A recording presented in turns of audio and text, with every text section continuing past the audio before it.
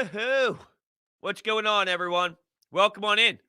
Coffee with Brodes. Another day, another week. I hope everyone enjoyed their holiday weekend. Right? You got a Friday, Monday. Well, I don't know if everyone had off on Friday, but Monday, a day to relax. Good weather on 4th of July. So I hope everyone enjoyed their weekend there. And now here we are, back at it. Regroup. Phillies, huh? Hey! Hey! Hey! Hey! The Phillies with a big W last night, beating down on the Chicago Cubs. How about that? They get an opportunity here to win against the Padres, 2 out of 3. They take game 1 against the Cubs, and now you have Wheeler, or you start with Nola, Wheeler, Eflin. Jake Arrieta starts on the bump tonight, so you have a chance to just keep kicking their damn teeth in.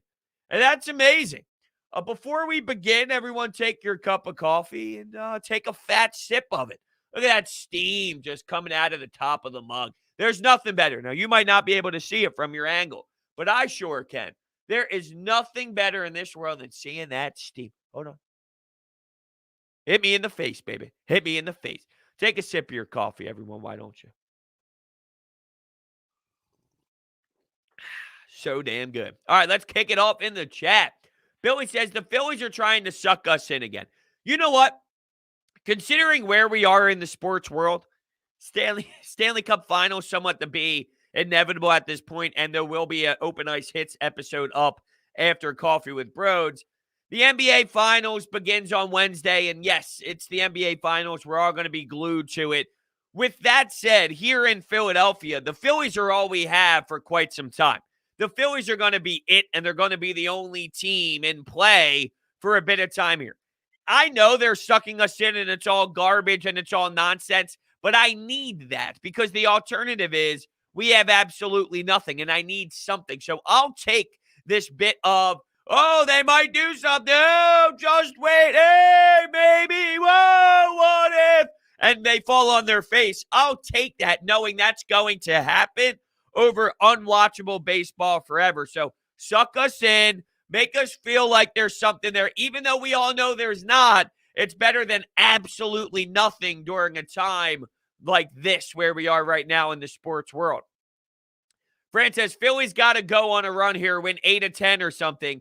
They have it in them. That's what Fran thinks they have it in them. Do they? Maybe because you're playing the Chicago Cubs. But then you got to face Nick Pivetta, who has a better ERA than Arron Nola, which makes me sick to my damn stomach. Do they have them in them? I don't know if they do. I truly don't know. They are a horrific defensive team. Their bullpen is horrendous. Matt Moore, Vince Velasquez. Now, they sent down Spencer Howard, so you don't have to deal with any more of those 2-inning outings. But that's in play as well to this point. Do they have it? I don't know. Maybe they do because of the product they're playing. Maybe they do because the Chicago Cubs are trying their best to Philly, and they're doing a better job at Phillying than the Phillies are Phillying, if that makes sense. And, man, I'll tell you what. 10-game losing skid is tough to do. It's brutal. It's hard. Tough to do. But there's a lot of teams struggling right now. Fran, you make a good point here. Frank continues on and says, Didi's really helping this lineup. I didn't anticipate him coming back and just hitting moonshots like that instantly. I figured there would be a time of, we got to get back into shape. We got to kind of get back into the rhythm. We need to figure out, okay, here's regular pitching again. But he came right in and bang, bang, hitting bombs. So you are right. That definitely does help out a lot with that aspect of the lineup. So maybe there's something to it. But still, I mean, we can't fool ourselves after just a handful of games here. Even bad baseball teams, the worst of the worst, win a few games and win a couple series and things like that. So I'm not going out of my mind here and thinking that this team's just going to go on this massive run. And just to put it in perspective a bit, let me move my my one monitor over here so I can see it better. The Marlins are 36-47. Pirates 31-53. Geez, there's some. Damn. I knew the Arizona Diamondbacks went on that run of not being able to win on the road, and they're 10-36 on the road. We know how brutal it was. I didn't realize their overall record was significantly, not just a little bit, significantly worse than the Pittsburgh Pirates. The Diamondbacks are 23 and 63. Holy hell. Is that bad baseball? My Lord, is that horrendous. But my point is this, even the worst teams still win games and still go on a streak of 3-4 games or so. So let's not get too carried away. We all know deep down who the Phillies are. They're 80 games in or so, just around 80 games in. They showed us their identity already. They did. Now, people are talking about the bullpen. Lori says, I think Suarez could be a good closer. Not great, but good, which is what we need. We can't keep relying on errors. I don't think Suarez is going to be a good closer. What I feel is you don't have anybody. And what I would do is just based off of gut each night. I'm not committing to Ranger Suarez high leverage situations every single night. 9th inning, 2-run game. I mean, he just went through a spurt where he got rocked a bit and he wasn't able to be the most effective pitcher. So just because Ranger Suarez had a nice moment after that, I'm not fully sold on him, who's never done it before. The realistic answer, though, when you think about who is the closer's the best option, you don't have one. You do not have one. You don't have a good option. So based on each night, I'm going to a different guy. If Archie Bradley's the player that night that's available, which I just hate that because it seems every single damn day the Phillies have the most guys unavailable in MLB history. Of course, I need to do the research to back that up, but it does feel that way. Ranger Suarez, one night, fine. Alvarado, one night, fine. Neris, one night, fine. Whatever happened to Sam Coonrod? I feel like I haven't heard. Did he go down? Because I feel like I haven't heard his name in forever, and I don't remember him getting injured at all.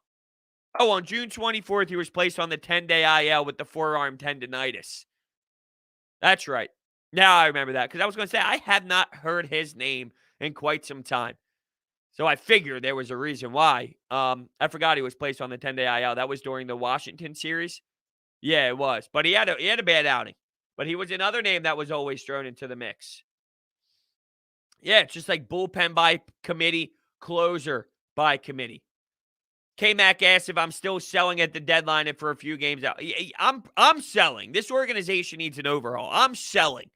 But we'll see, because Dave Dombrowski is not just going to sell to sell. He's going to feel it out. He's going to see where they're at. But I clearly see a team that needs a major change, a franchise, an entire organization. Screw where the team is. The Phillies' issues stem way farther down the list than just this team on the field that has issues of their own.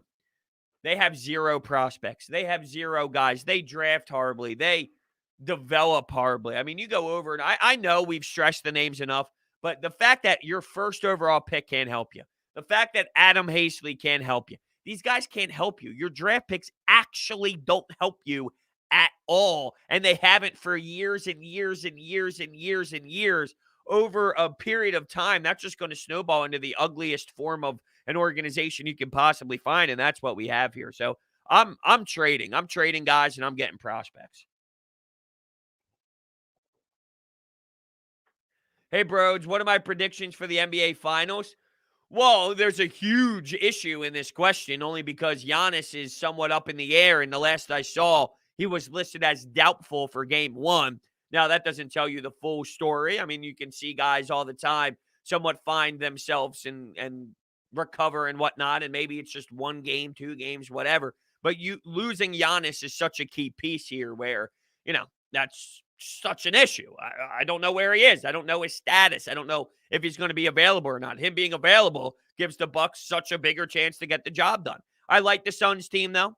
Chris Paul, Devin Booker, and when you have Jay Crowder, DeAndre Ayton, and Monty Williams, advantage Suns in the aspect of the head coaching department as well.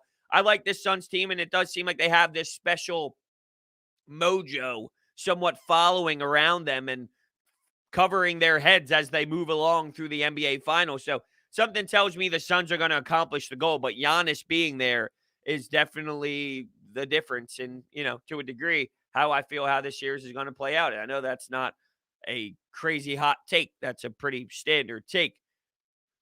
And it's weird because with Trae Young out in the Eastern Conference Finals and with Giannis was out in the Eastern Conference Finals, it was somewhat of a snooze. And then in the Western Conference, no Kawhi Leonard. So you're watching Paul George and Reggie Jackson try and carry the load and help out the Los Angeles Clippers take it for a ride. And they seem to struggle. And that wasn't the series we all anticipated. So you basically had your entire conference finals series somewhat a black cloud following them due to injury. So, it's just a weird spot. Now we are here in the NBA Finals, and Giannis is still getting battled or, battling through some things. So, just crazy.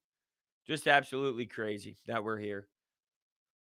MJ04MJ says, Brodes, did you see the people that says the Sixers would have easily beaten the Bucks since Giannis went down?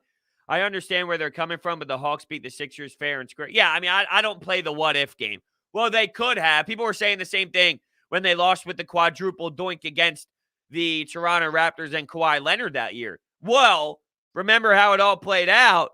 The Golden State Warriors got injured. Yeah, but you're just writing off that the Sixers walked through the Milwaukee Bucks that year too. How are you just automatically assuming the Sixers are going to beat the Bucks in a 7-game series after the Kawhi Leonard shot? You can't just assume that happens. Yeah, but the Golden State Warriors got hurt. Okay, who cares? What do you mean? What are you talking about? Okay, so what? You're just skipping an entire Eastern Conference series? I never play that what-if game. I don't know what would have happened. A lot of things would have changed. A lot of different things would have played out. So just because one thing happened, there's no way in hell I'm getting behind, well, that means the Sixers would have won the championship. What? What? You played an entire different team. The series would have played out totally different with its identity. So to me, that's just a little bit crazy for sure. The Olympics are about to begin. Who will fade the 4 international teams? That will be the hardest for the United States to win in basketball. I'll be honest with you. I'm a very casual Olympic guy. I love the Olympics with hockey. Now, there's been issues with allowing NHL guys to play in that and then not playing that and playing it. And it's been all over the place. I love when the Olympics has the NHL guys in it. That makes it way better. But for the Olympics with me, I'm such a casual watcher that I don't really have like too much of an opinion on it. It's more background noise, tuning in, just kind of seeing what's going on. But I don't heavily invest myself in a lot of these things other than hockey. Because, if you're a hockey guy, there's something about whether it's the IIHF, whether it's anything related to World Juniors, anything with the logo on your chest and something international for hockey, it just hits different. Evan says, yeah, even if Kawhi missed that shot, there's no guarantee they would have even won in OT in Game 7. Yeah, it's a good point as well. There was more to be played and more to be played out in that specific game on its own. So you're right. Yeah, for me, it's too much what ifs, really. It's way too much what ifs. If Texas would trade Gallo, would you do it? I'm selling, so I don't know why I would make trades for a guy who, what does that do for you? You have so many problems with this team. Getting Gallo and trading for Gallo is not opening the door for anything. So, no, I don't really want to trade for people. I want to trade our players. I want to trade our franchise. I want to rebuild. I want to reboot. I want to reset. I want to start over. I want to start from the bottom up. Scratch it, scrap it, I guess I should say, and redo this entire team. All right, Rip says, Brodes. All right, so honest opinion. Do you think that Simmons is gone before next season? I personally want him gone, but can we get rid of him before October? I think Daryl Morey is going to really make a push for Damian Lillard, really make a push for some of these other players available, whether it's Bradley Beal. Daryl Morey saw what happened. Everybody saw what happened. And there's still enough value around the league to make it reasonable to make that trade go down. So do I think it's going to happen? I do. I believe that Daryl Morey saw what he saw, and he saw what he saw in years past, and he recognizes where Joel Embiid's window is. So he would end up making the trade for a player that he thinks. Now, he's not just going to give him away for free. It won't be for anyone. It won't be for nonsense. It won't be for some of the trade offers that I saw out there on some of these blogs and some of these websites that just make me absolutely crack up. There's value out there, though, and there's teams and there are players that are worthy, that are being discussed, that are in the mix. So, yes, I do believe that Daryl Morey is going to make it happen. That doesn't mean there's not a chance. There is a chance for Simmons to be here. So it's not automatic, but there's also a really solid chance that he's gone as well. So, yeah, I want to touch on this as also because I might even do a show on it. I don't know yet. But the Brogdon for Simmons thing. So it was reported that the Sixers declined Malcolm Brogdon for Ben Simmons and a first-round pick and all. And I like that, and here's why. You have to set the market somewhere. Brogdon's a nice player. What it would do, though, is you're basically asking Daryl Morey to do that trade and then some. So it's not just the way you'd have to look at it is, okay, it's not just Ben Simmons for Brogdon and a first. What does Daryl Morey do after that to complete the roster? You can find, there's going to be plenty of offers of Malcolm Brogdon type players. 20 points per game, in that 22 to 28 range, a first round pick tied to him. Now, it's not exactly the same player where it's the same exact style of player, but whether it's Colin Sexton, whether it's a Malcolm Brogdon, if it's a 20-point per game player, 20 to 22-point per game player, there's going to be a bajillion of those offers. With Damian Lillard unhappy and a chance to get a star with the package that you can really maybe wow Portland, you deny that Malcolm Brogdon trade right from the jump. Try and somewhat solidify a market for Ben so that makes a statement to all the other surrounding teams. We're not doing it for this. Whether they do down the road or not, right now, we're not doing it for this. We're trying to get Lillard. We're trying to get these players. So your package better be way stronger than Malcolm Brogdon. That's Daryl Morey playing the game. Whether you end up getting a version of that style of player in that tier, in that type of area, as you maybe strike out on a Damian Lillard or a Bradley Beal, well, then it's a different story. But you can find those type of packages all throughout if you wait, where I'd be okay with, Daryl Morey doing maybe later on. But right now, you got to keep your eyes on the prize, which is Damian Lillard. So go all in on Damian Lillard first, and then you can resurface some of these trades. Timberwolves said that they are desperate for Ben Simmons. That is, I don't know if I saw the word desperate. I saw like they're super insanely interested, and they're really interested in making a push for him. You need to get a good point guard to help Joel, and D'Lo won't do that. Why won't he do that? I'm not against D'Lo. I absolutely do D'Lo. Shoots around 39% from three, 24 years old for all the Ben Simmons stands that continue to say he's only 24, so there's so much room to grow. Gives you 20-plus points per game. I do D'Lo, absolutely. But the problem is I'm going all in on Damian Lillard first, and then from there, I'm seeing what happens. So D'Lo, I'm not just pulling the trigger on a D'Lo trade when Damian Lillard is still an option. But eventually, yeah, no doubt, I'm going after Damian Lillard, and if that doesn't work, I'm going after D'Lo, I should say.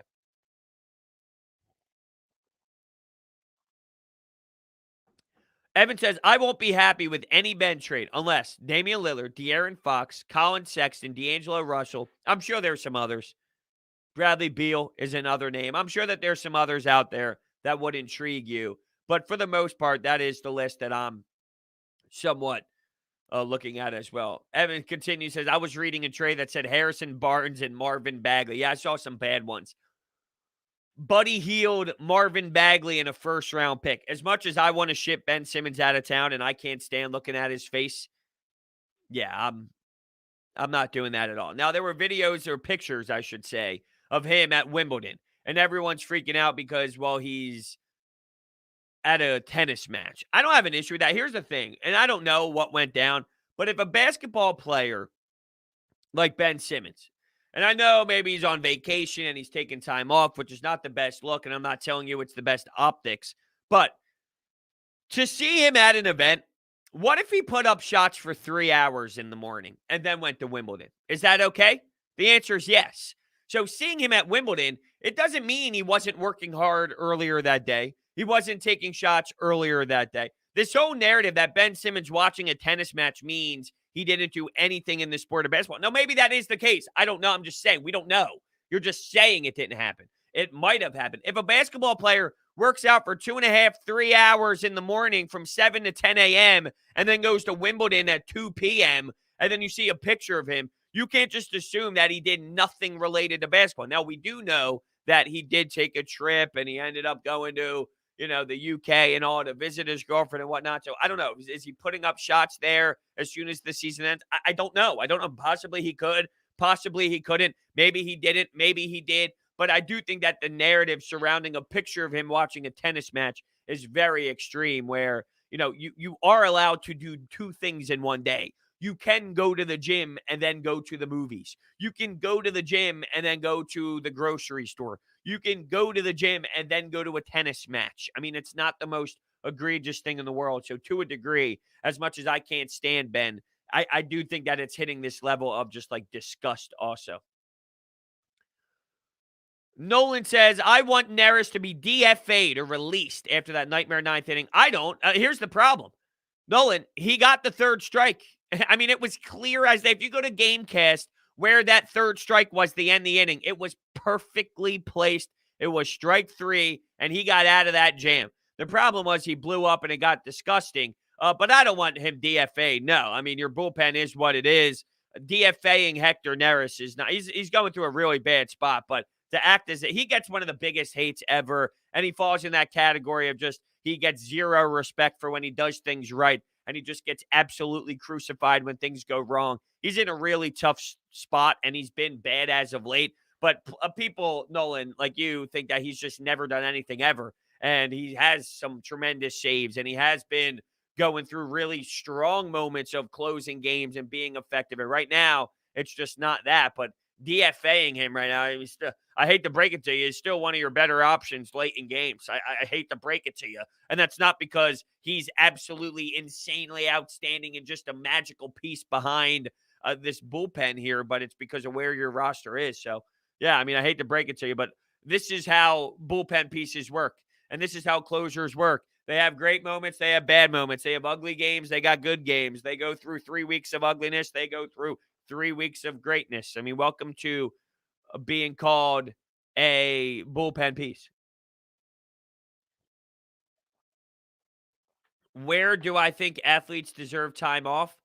Why is he getting time off? That's the thing I'm trying to. Why? So you think he's never allowed to leave the gym ever? That's my point.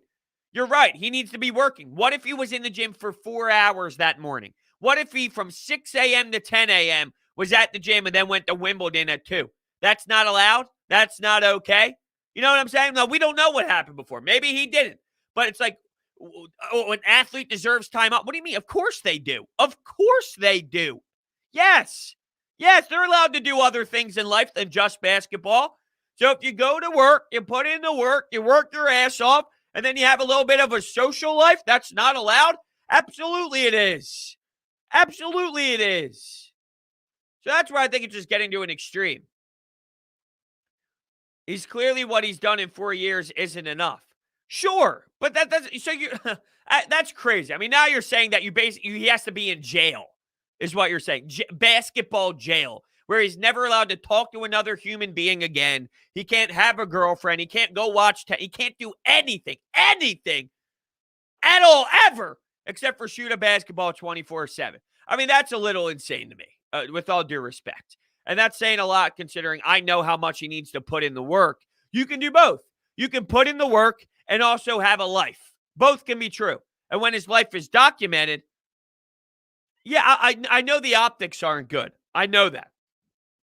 I'm not saying the optics are great. But I'm not ruling out having a social life as well. You talk about mental health. You want this guy to get over the hump? You want this guy to take shots? You want this guy to maybe stop thinking about basketball? Well, guess what? I know when I'm in trouble and when I'm down in the dumps and when I'm not feeling my greatest, what do? I reach out to my friends. I hang out with my fiance. I do things with family. I do that, right? Because it helps me get over some things. Well, guess what? Ben Simmons needs a social life as well right now because things are in an ugly, ugly, ugly spot basketball-wise. And there's a good mix. You need a good mix. The ridicule is just getting to like a wild, wild level that I can't support. A 200 yen coming in from petition for Alvarado. You're going into his gonads here, huh? You're going into the gonads. Sure, if you do that. Now we're talking. Now we're talking. Mullet petition for Alvarado. I love how that's still your name, by the way. I love that. You're still right. Like, are you that passionate that you wanted a petition for Jose Alvarado to have a mullet? That's what finds it, like, that's what makes it incredible to me. You felt so damn intense about wanting Jose Alvarado to have a mullet that you decided to, one, make that your name, and two, think of the idea of a petition. That's just absolutely incredible. Now, Matt Klentak says that Matt Moore was electric last night. In what inning? After he had the bases loaded in the first. Now, he got out of it with 2 strikeouts, but really walks. We're watching him walk, guys. I can't stand watching Matt Moore pitch. It is like the least entertaining thing in the world for me is Matt Moore pitching. It's just gross. Absolutely gross. Should the Phillies focus more on buying bullpen pieces? You're trading off. Everyone. Get rid of everyone. Koch, Reese, Segura. Who else? JT. I can't believe JT Realmuto made the All-Star game. That's a joke. JT Realmuto is not an All-Star. He's just not. I hate to break it to everyone, but JT Realmuto is not an All-Star. Adam hates Alec Bohm. I don't hate Alec Bohm, but, I mean, he's very disappointing. Extremely disappointing. And I keep hearing, wait for him to grow. Wait for him to learn the majors. Yes, there's a growing point. No doubt. I also, though, watch play. And this is, not everyone can do this. But Juan Soto, Fernando Tatis Jr., Ronald Acuna Jr. Guys walk into this fucking league nowadays and they just rake. They just dominate. They take over. They're explosive. They're electric. Now, Alec Bohm did that last year, but he's fallen off such a huge cliff that it's a problem. And then defensively, he's such an issue that he can't really perform at the plate right now. And someone tried to send me his exit velo numbers again, this time a little bit different with some graphics. And it looks like they went to the MLB Savant page and whatnot. I know where his exit velocity is. I get it. You don't have to show me. I'm aware of how exit velocity works. And the comment was he just has to learn how to hit the ball off the ground. Well, that's a problem. You're just saying, well, he just has to learn this. Well, he doesn't know how to do that. He doesn't know how. He hasn't really done it. He has 5 homers, and I can't even give him credit for the 5 homers because of what happened yesterday where he hits it off of a position player. Just crazy. Just absolutely crazy. He's a problem. Oh, yeah, I would trade JT. Everyone. There's not a soul. I would keep.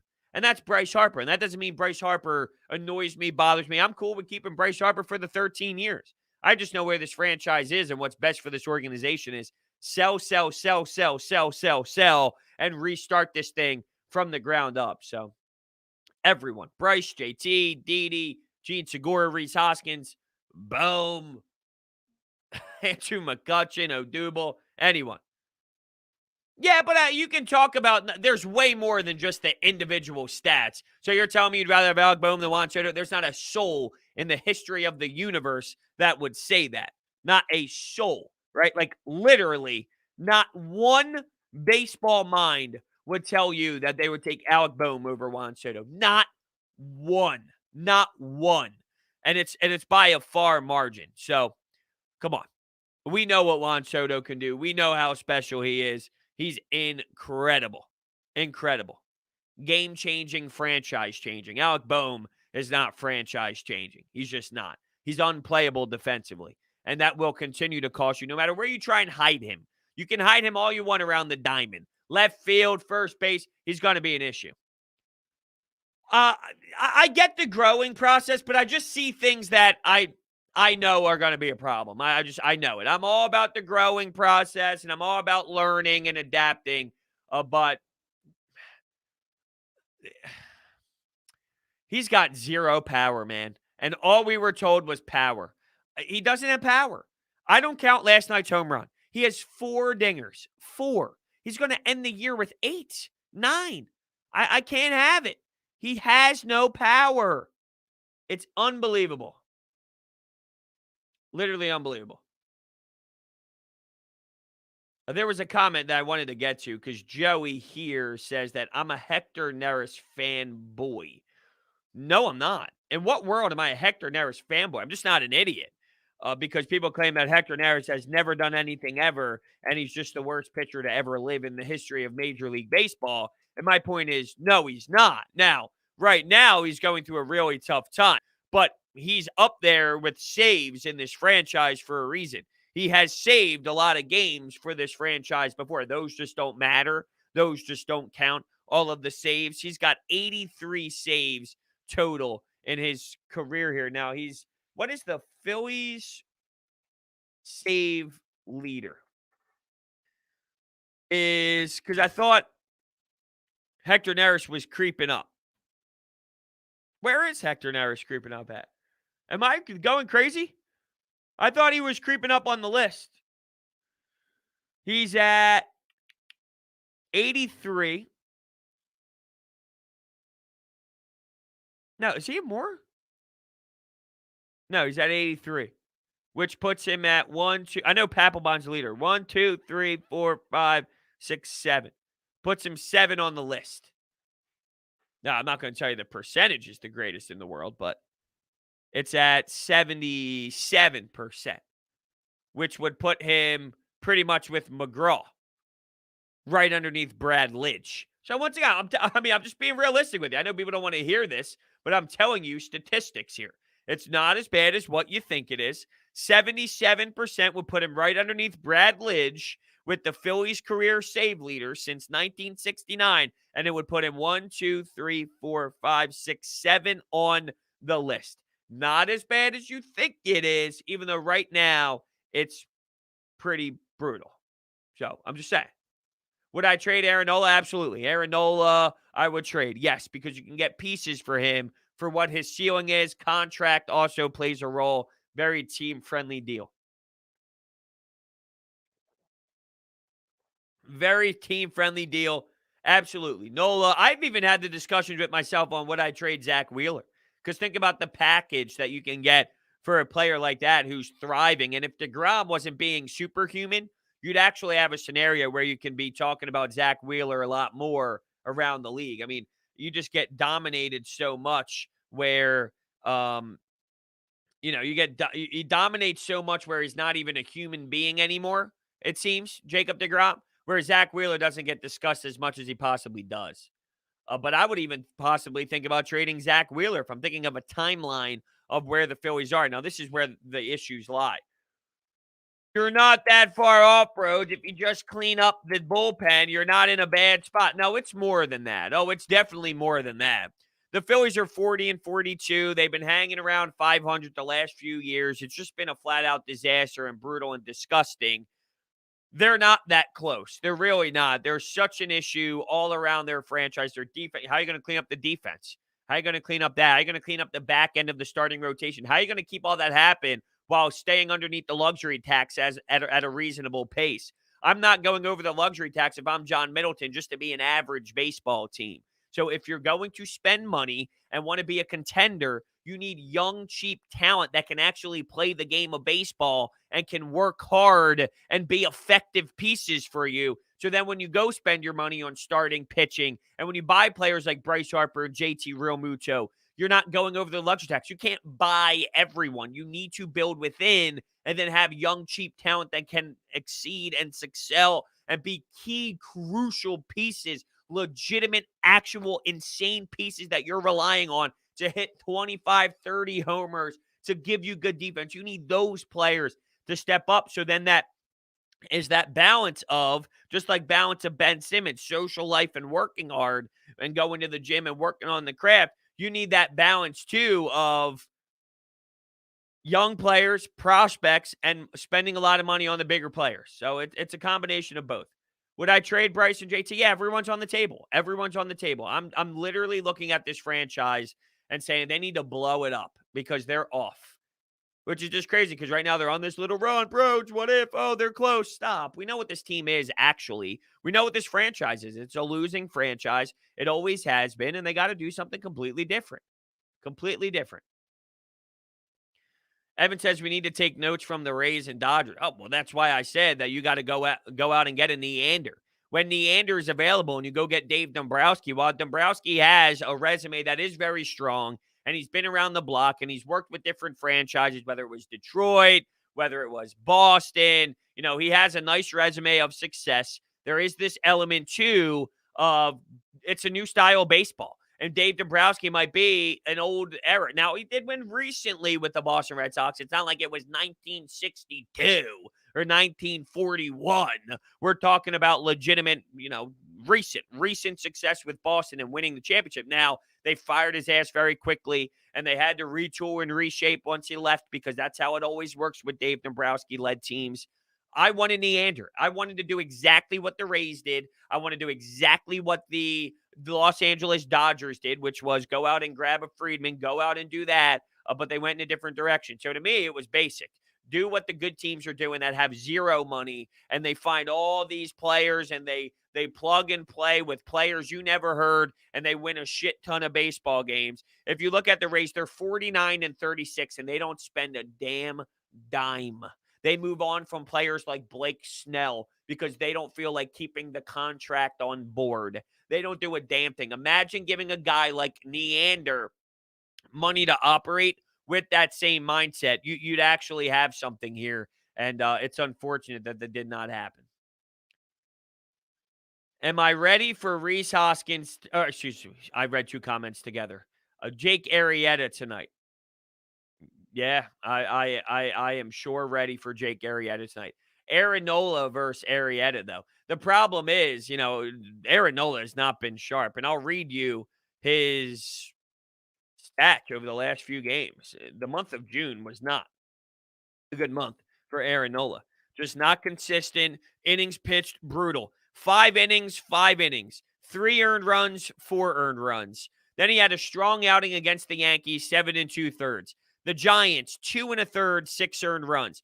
5 1/3 against the Mets, 12 strikeouts, 0 earned runs. That was strong, but just not going deep into ball games, which is definitely an issue when you do not have a bullpen that is able to kind of continue right now.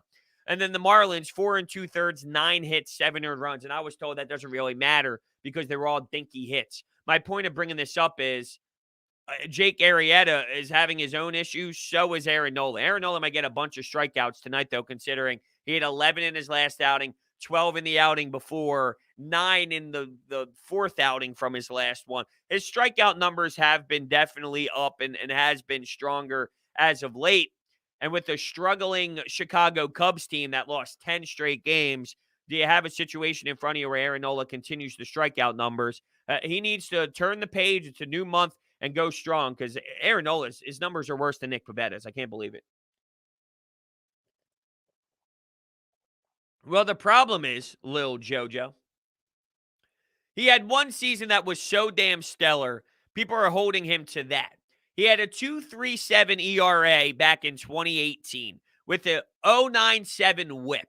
So because he was in the conversation of the Cy Young that year, even though it was somewhat of a shoo-in, I'm going to give Arron Nola all the respect in the world for that season, but it was almost like that third. I don't know if shoo-in was the right word, but what I'm trying to say was, he was that third nominee, that third piece that he got the recognition, but everybody knew he wasn't going to actually win the award. That doesn't knock what he did for the year. It was a magnificent season. But let's look at his other seasons, okay? This is just the ERA. 4.44, which is where he's at right now. 3.28 last season. 3.87 the year before. Then he had the 2.37. 3.54 in 2017. 4.78 in 2016. 3.59 in 2015. What I see a lot of is the 3 range. 3.28, 3.87, 3.54, 3.59. He's more of a 3.5 guy, in my opinion, than he is the 2.37. So you see that one year, the conversation surrounding what he can be that season, and it's such an outlier. He's been in the league now for 1, 2, 3, 4, 5, 6. This is his 7th season. There's enough of Arron Nola to know that he's not a 2.37 guy, and he's more of the 3.50 guy. And that's fine. It's not a bad pitcher. It doesn't make you a bad pitcher. But we can't hold him to this standard of, he's that dominating, elite, unbelievable, spectacular, insane talent. He's a very nice pitcher. It's what it is. He's a very nice pitcher. He's a nice pitcher who on any given day can look amazing and can dominate. He has the power to dominate. He just doesn't do it every single night, game in, game out, and excels. Now you're seeing a lot of pitchers struggle. How about Garrett Cole's numbers? But a lot different because Garrett Cole, after the sticky stuffs problem, has now been, the conversation point. His numbers after the what the hell? The spider tack. Now that's a totally different number compared to, the last 7 seasons of Arron Nola. But yeah, with Nola, just the expectations change. No one wants to know if I'm going to give any Rhys Hoskins positive after tonight's game as well. Of course, that's my thing. The Rhys Hoskins positives of the day. That is now a point that I'm going to stress in every show, if I remember, of course. All right, let's see here. I just got an email that is important, and I'm reading it, and I will get to it after Coffee with Brodes is over. I got a busy-ass day. It's that culture change, if you will, after a holiday, a weekend holiday, especially now with the sports being in a dead time. It's kind of this weird mode and this weird dynamic right now for me. I'm after the holiday, jumping back into things this week. I got a bunch of emails to respond to. I got a couple things I got to do out where I got to go to a couple places, run a couple errands. I got my whole thing. I got to set up my July calendar, which is always important for me because I got to make sure everything's all laid out. I got to go to the gym today, which I'm back in action. I'm going to go ball. I'm going to go put up some shots and then do some core. So that's my day. I just got so much damn things. I recorded Open Ice Hits this morning. I had coffee with Bro. Just getting back into the swing of things, though. It's always tough to do after the holiday weekend, but I'm looking forward to it. Here's one thing I will say about the Phillies. Excuse me, I have a little cough. Just a tiny little cough. I lost my train of thought. Oh, yeah, with the Phillies. Now, they're winning a couple games, so it's bringing it back a bit. Right now, there's something there. And I know it's not going to last forever, so I'm fully aware of that.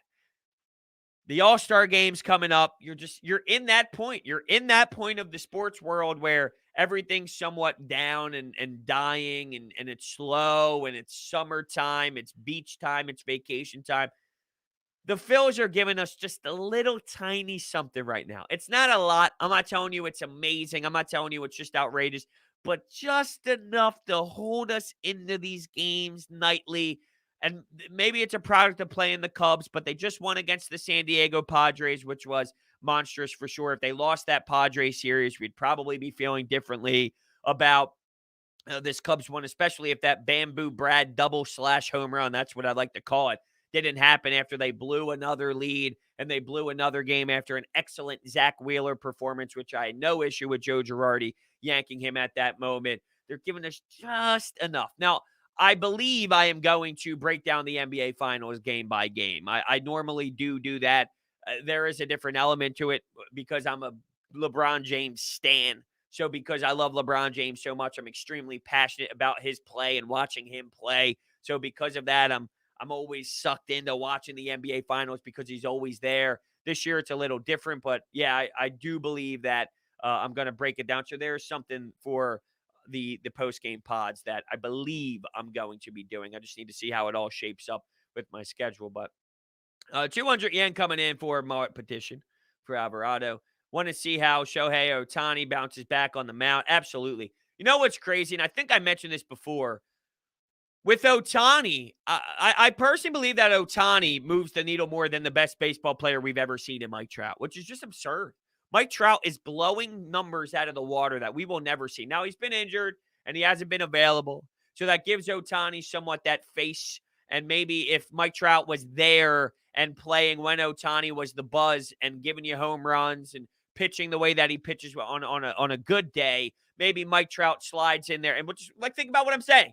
If Mike Trout was there when Ohtani was playing, maybe we talk about Mike Trout more. Well, that's not what it should be. It should be maybe we talk about Ohtani more when Mike Trout, the best player to ever live, is shining and thriving. Maybe Ohtani gets talked about more. It's a personality thing, which it's not a knock on him that's who he is, a quieter guy and not so much of a loud personality, but it's just strange. You have one of the best players we're ever going to see in the history of the entire game, and Ohtani is more of the face than he is.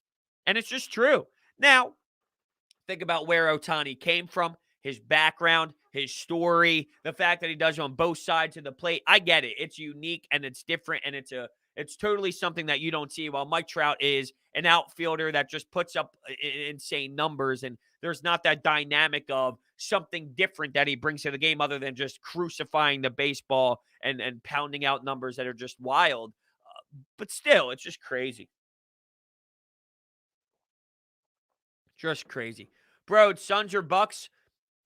I'm just torn with this question because of where Giannis is, but I have to go Suns because I'm rooting for them. I'm rooting for the Suns. Mikal Bridges, fun story, local product. Yes, the Sixers could have had him, but they got a first-round pick unprotected from Miami, and that Zaire Smith trade that everybody forgets that got you Tobias Harris. Now, maybe Tobias Harris is overpaid a bit, and Mikal Bridges being on this team without Tobias Harris would be a different team, and I don't know if they'd be as strong. So can't rule that out of the equation. Anyway, I like this Suns team. I love Chris Paul. I like Monty Williams. I like where they're at. Devin Booker's always fun. Broken nose, mask. Love the Suns. Love their story. DeAndre Ayton being a beast.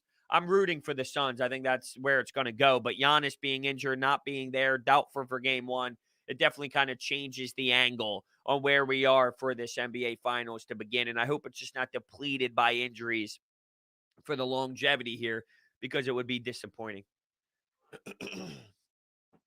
Andrew says, I wish guys like McDavid and Trout got more recognition. Well, I mean, McDavid just won the Hart Trophy, what did he? It was the Hart Trophy, right? McDavid won the Hart Trophy unanimously. That was what he won, right? I'm just making sure. That's what it was. Yeah, he was the MVP. He was first on 100 ballots from every single Professional Hockey Writers Association. I don't know what else it would be, so I don't know why I questioned what award it would have been, but McDavid sure does.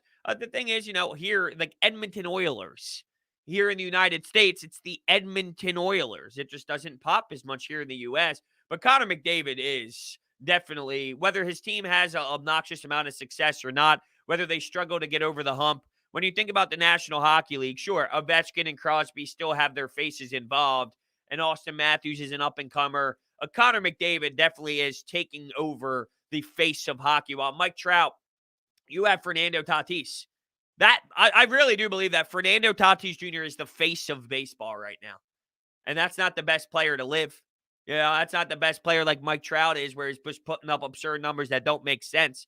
Connor McDavid is the face of hockey right now, while others still have their face involved. Just like Acuna is still a name that pops, and Juan Soto is still a name that's at the top of the list. And there's all these names that are still aggressive. Who comes down to it at the bottom? That's a horrendous way to say it. Who's at the top of the list? It's Fernando Tatis, even though he's not the best player. With hockey, McDavid is definitely coming on the scene here as the face of the game. Yeah, I saw that leaping catch. Absolutely. That was ridiculous. He was in the air, and then he also double clutched his feet and went even higher to reach for the ball even afterwards. I've never seen anything like it, the athleticism. I know he makes a bajillion errors. I know he's the sloppiest one in the field at shortstop. But first off, he has, 26, 27 home runs to back it up, which matters. You can live with errors in the field when you provide that type of spark offensively. And that was just ridiculous, that play. Well, how many homers does he have on the year? 27 to be exact, hitting 302. Ridiculous. Mo Petition Alvarado. Thanks, bro. Hope you had a good fourth. You missed the shore. Yeah, I didn't go down the shore only because it was insanely packed, as you could imagine. And I was on the Fanatic on Saturday. I had a wedding on Friday. So it was a busy weekend for me. So I just kind of kicked back, relaxed by a buddy of mine and his pool that he just got installed in his backyard. And we just kind of kicked it, played some cornhole, had a couple cold ones, played some games, pool basketball, things like that. So kind of just hung around here. But thank you so much, Moa Petition, for the donations. I really do appreciate that. Bro, do you think these Tyrese Maxey has the potential to be a top 5 point guard one day? That's a high standard. Top 5? I mean, you're putting him on the pedestal of Steph Curry's, Kyrie Irving's. I mean, he's so young and raw in his career. I think he can be a very, very strong point guard. Do I think he's going to get to the level of Kyrie Irving, Steph Curry, Damian Lillard, to those elite level players? I don't know. Maybe that's a little bit high. So I don't know if top 5 fully, but he can be an excellent player, a very, very important player, a very good point guard that can create off the bounce, can facilitate, can see the floor, that can put pressure on the defense in a pick and roll, that can attack. We know about the floater game. We know he likes to go to the rim very hard and look at the rim when he is exploding very quickly. So he has all the little things in the skill set to be a special player. But I mean, you're talking about some very, very highly, highly, highly looked at players where, I can't just say, yes, he can be that right now. But even there's players that are extremely solid and are extremely beneficial to a franchise that are maybe not at that level that Tyrese Maxey can be.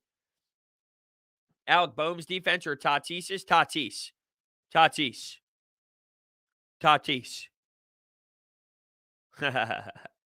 And yeah, I'm basing that off of the offense, and I know that's not part of the question, but Tatis. I'm going to make it part of the question. Who are your top 5 under 26 in baseball? Tatis, Acuna, Soto, Vlad, and Bieber.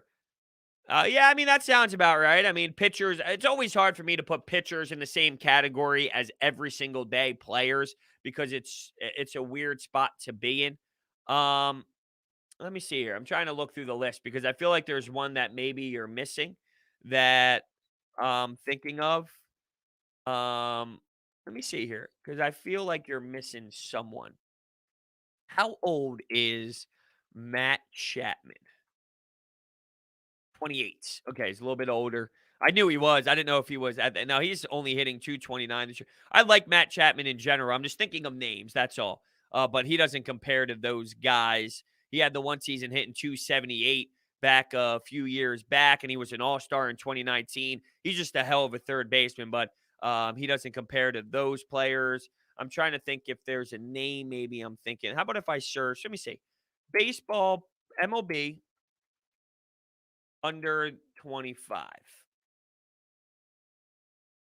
Let's see what comes up here. Best players under 25, MLB.com. Here we go. Juan Soto is a 1 on the list. Tatis is 2. Acuna is 3. Franco from the Rays, but he hasn't had enough of a sample size for me to really say that. Maybe we can start looking at the Chicago White Sox for some of their players. Rafael Devers is a stud. Would I put him over Bieber? See, that's where it's hard for me to kind of compare a pitcher to an everyday player. I think you have to put Devers in that conversation. Jimenez. Some of these are prospects that haven't really played fully. See, Sixto Sanchez is on here, and he just had a really big injury.